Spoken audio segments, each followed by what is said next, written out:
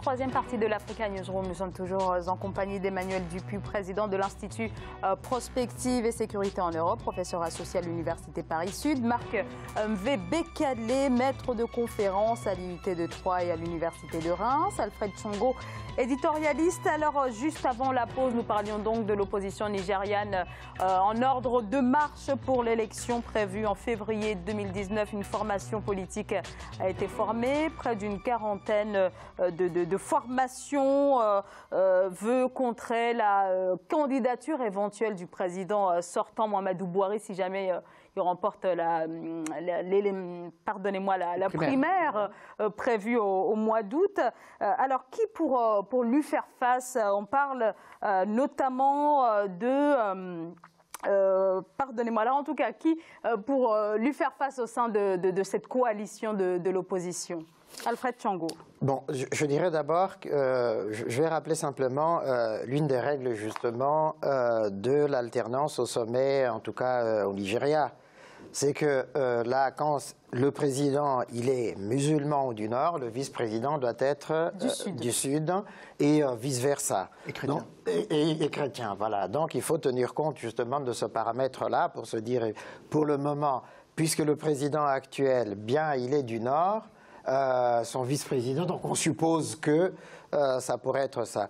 Dans l'opposition, vraiment, je ne vois pas très bien les nouvelles figures qui émergent. Alors, en tout cas, on parle d'Atikou Abubakar, oui, qui est voilà, l'un des dissidents, justement, du parti présidentiel. C'est l'un des candidats en vue. Est-ce que quelqu'un comme lui, donc il était ancien vice-président, peut éventuellement faire consensus pour cette coalition de l'opposition qui veut aboutir à une candidature commune? C'est la vraie question. Est-ce qu'il est capable de rassembler tout le monde, puisqu'on peut lui reprocher justement sa dissidence? Vous étiez dans le parti qui est au pouvoir. Puisque ça n'a pas marché pour vous, vous revenez par une autre porte pour essayer de capter les voix.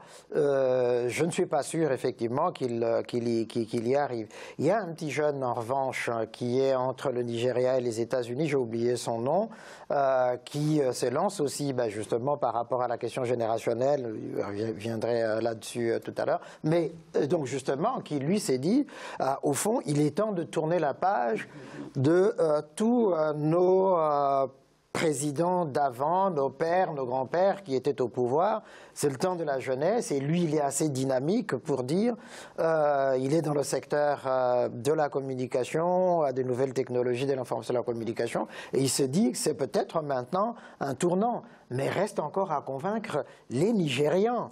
C'est là où le bas blesse, justement, la capacité à mobiliser la population nigériane dans son ensemble et à les convaincre, justement, que c'est le bon candidat, la bonne candidature. Ça, pour moi, c'est une gageure. Hein. Marc Mvebekele. Oui, il y a la complexité de la société nigériane, il y a la complexité de l'échiquier politique qui fait que...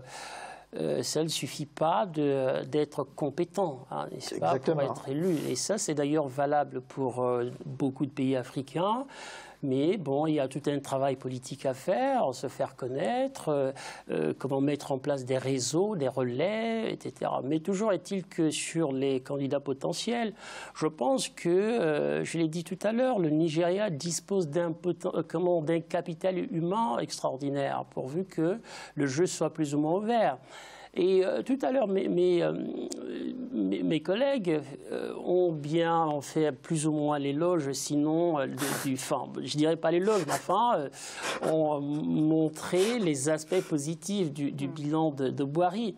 Moi, je pense, j'ai un positionnement qui part de la problématique générationnelle. Qu'est-ce que je veux dire par là? On a vu, il y a quelques années aux États-Unis, avec l'élection de Barack Obama, on voit la dynamique dans laquelle quelqu'un comme Macron, n'est-ce pas, a impulsé en France aujourd'hui. Et on a tendance... Trump est le contre-exemple aux États-Unis. Absolument, et c'est dommage le contre-exemple parce qu'effectivement, il y a eu... Il y a eu un immense bouleversement culturel aux États-Unis avec l'élection de Barack Obama. Ce que je veux dire, c'est quoi? C'est qu'on a tendance à ne pas considérer l'impact psychologique qu'a que le changement par de nouvelles générations apporte au pays. On voit aujourd'hui comment le climat moral, je veux dire, et psychologique en Afrique du Sud avec Ramaphosa.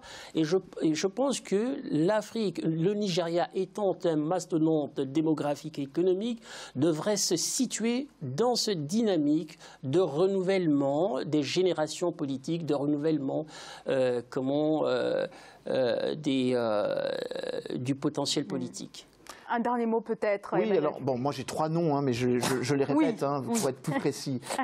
Comme je le disais, et pour aller dans le sens de ce que vous disiez, il y a cette logique du zoning dans lequel, effectivement, si c'est un candidat du Nord, ça devrait être un candidat du Sud. Alors, il y a un candidat du Sud, tenant compte de cette double légitimité fédérale et fédérée, c'est les puissants gouverneurs. Il y en est un qui sort du lot, en tout cas qui s'est exprimé en opposition plus frontale. Donc, c'est Donald Duke, qui est le gouverneur de Cross River, ça en est un. Après, il y a l'autre légitimité, les contre-pouvoirs, les 2 assemblées, chambre haute et chambre basse. Donc, je l'ai dit tout à l'heure, Bukola Saraki, qui est le président du Sénat, et Yokuba Dogara, qui est le président de l'Assemblée nationale. Mais imaginons qu'on soit un mix de nos 3 réflexions. Peut-être peut-on imaginer aussi que, parce que c'est un élément déterminant pour être président du Nigeria, il faut mieux être riche avant d'arriver au pouvoir. Et de ce point de vue-là, peut-être peut-on penser que les grandes puissances économiques, Dangote et Lumulu, pourraient se lancer dans le jeu politique aussi. Peut-être est-ce trop tôt, mais en tout cas, ils pourraient sans doute incarner une alternative qui se situe en dehors des partis politiques traditionnels.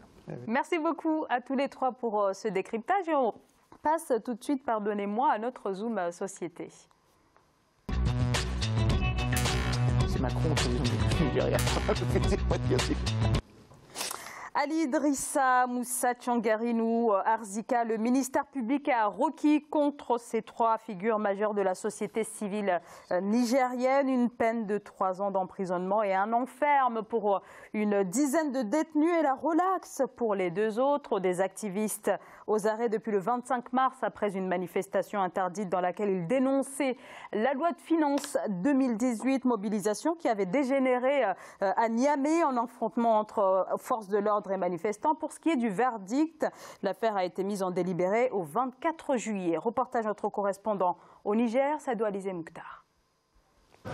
Des peines allant de 1 à 3 ans d'emprisonnement ont été requis contre une vingtaine de personnes, dont 3 figures emblématiques de la société civile nigérienne, arrêtées et détenues depuis le 25 mars 2018. Le ministère public a requis 3 ans de prison contre Nuhu Mamadou Arzika, Moussa Tchangari et Ali Idrissa. Un an a été requis contre l'avocat Maître Lirwan et autres.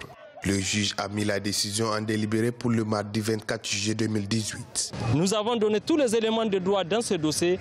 Maintenant, il appartient au juge de décider, non pas seulement de la relaxe, mais de décider aussi de ce que sera l'avenir des libertés fondamentales dans notre pays. Très attendu, ce procès s'est tenu sous haute surveillance sécuritaire et aura connu une forte mobilisation de Nigériens venus en soutien aux prévenus. Nous souhaitons quand même que le droit puisse être dit. Nous avons voulu, en tout cas c'était ça notre souhait, que le juge puisse prendre son courage à main pour délibérer sur le siège. Malheureusement, cela n'a pas été fait. Nous allons nous plier à sa décision qui nous renvoie au 24 et Inch'Allah, le 24, nous serons là. Pour rappel, ces acteurs de la société civile sont poursuivis pour participation à une manifestation interdite et destruction des biens dans le cadre de la contestation de certaines mesures contenues dans la loi de finances 2018. Ces manifestations avaient été interdites par les responsables de la ville de Niamey pour raison de sécurité.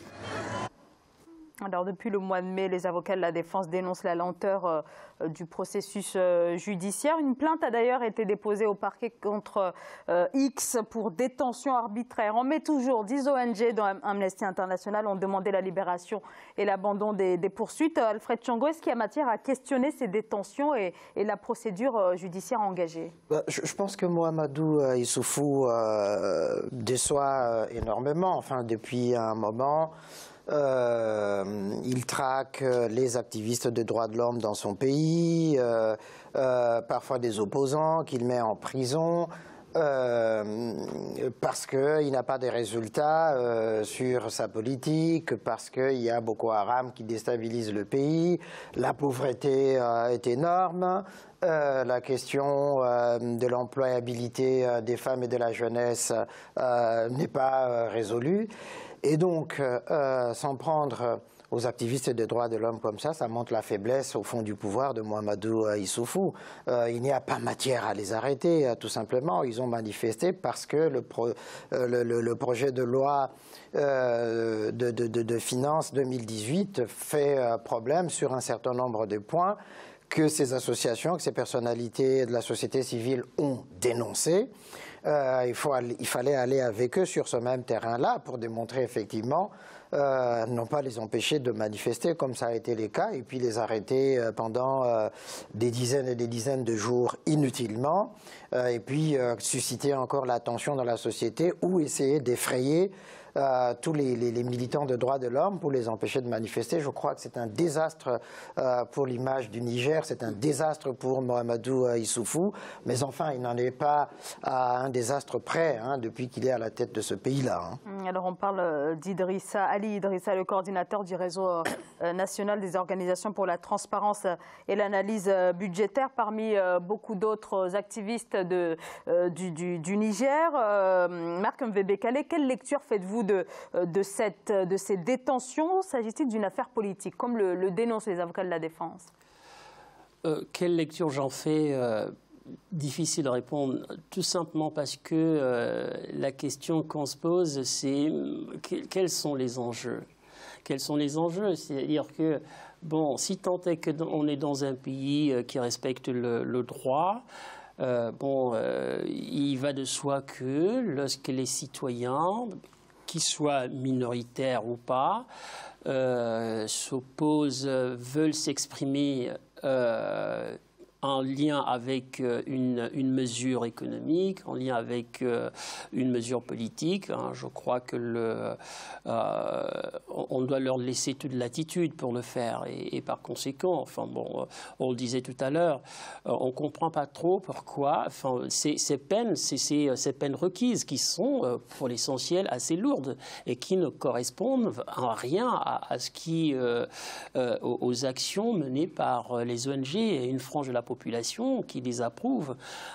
Donc les mesures, quelques mesures économiques d'ailleurs qui ont été prises. Il s'agit de quoi? Je crois que c'est en lien avec les impôts, avec voilà, des questions de fiscalité. Ça, on le voit dans tous les pays. Donc certes, il est vrai que est-ce qu'ils ont respecté la procédure pour manifester? Ça, c'est autre chose. Pour autant, on ne peut pas appliquer des peines aussi lourdes pour avoir manifesté. Oui, non, des actions aussi vénielles. Emmanuel Dupuis. Alors moi, je partage évidemment ce qu'ont dit mes deux camarades en évoquant le fait que la campagne de 2021 est déjà lancée. Et je crois que le président Issoufou se plaît particulièrement à ce qu'il ait en face de lui des opposants embastillés. J'en veux pour preuve le fait que Mahamadou est arrivé au deuxième tour alors qu'il était en prison. Donc il y a sans doute de la part du président la volonté de refaire le match. Peut-être pas avec les mêmes. Je ne suis pas certain que Mahamadou puisse de nouveau se représenter. D'ailleurs, il était en exil en France. Ça, c'est le premier point. Le deuxième point, effectivement, c'est tout à fait dramatique. On a érigé le Niger en modèle de lutte contre les groupes armés terroristes dans la région.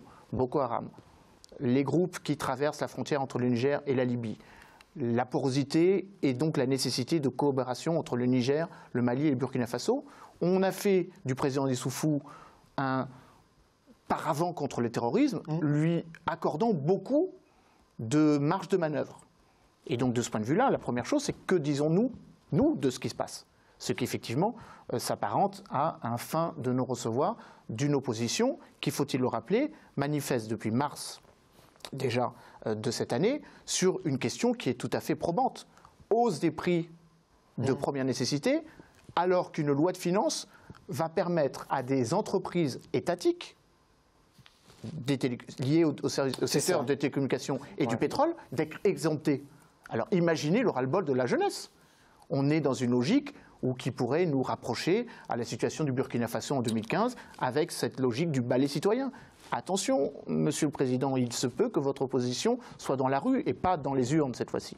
Puis alors, le deuxième élément que m'inspire cette affaire, c'est qu'effectivement, il faut qu'il y ait une mobilisation des acteurs du voisinage, qui devraient aussi dire au président Issoufou que s'il se comporte comme cela, cela va impacter aussi sur leur propre jeunesse. Les élections, ce n'est pas tout de suite, c'est 2021. Entre-temps, il y aura eu un processus électoral en Côte d'Ivoire en 2020, un processus électoral imminent au Mali d'ici le 29 juillet. Donc, il ne rend pas service à ses partenaires. Mais je ne crois pas qu'il s'en préoccupe beaucoup du reste. Non, pas vraiment. Alfred Sango, un dernier mot. Oui, non, mais pas vraiment. Mais moi, j'espère qu'il entendra quand même raison à le président Mahamadou Issoufou. On gagne toujours à respecter, les institutions qu'on met en place, qu'on se donne, et à respecter tous les leviers de la société civile ou des ONG qui sont là pour justement éclairer les politiques publiques, dénoncer les dérives ou les soutenir quand besoin s'en fait sentir. Donc il faut qu'il respecte les ONG, qu'il respecte son opposition et peut-être que le juge entendra aussi raison, qu'il tranchera en son âme et conscience et il libérera ses activistes.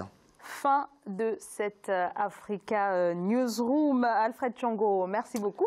Ça a été un bonheur de vous retrouver autour de ce plateau, Zahra, et puis à mes très chères téléspectatrices. Merci de leur accueil bienveillant. Merci Alfred. Merci à vous également Emmanuel Dupuis. Je rappelle que vous êtes le président de l'Institut Prospective et Sécurité en Europe, professeur associé à l'Université Paris-Sud. Un grand merci Marc-Hervé Bécalé. Merci. Je rappelle que vous êtes maître de conférence à l'IUT de Troyes et à l'Université de Reims. Et merci à vous bien sûr de nous avoir suivis. Merci de votre fidélité. À suivre le journal de la rédaction. Je vous retrouve demain. Bonsoir.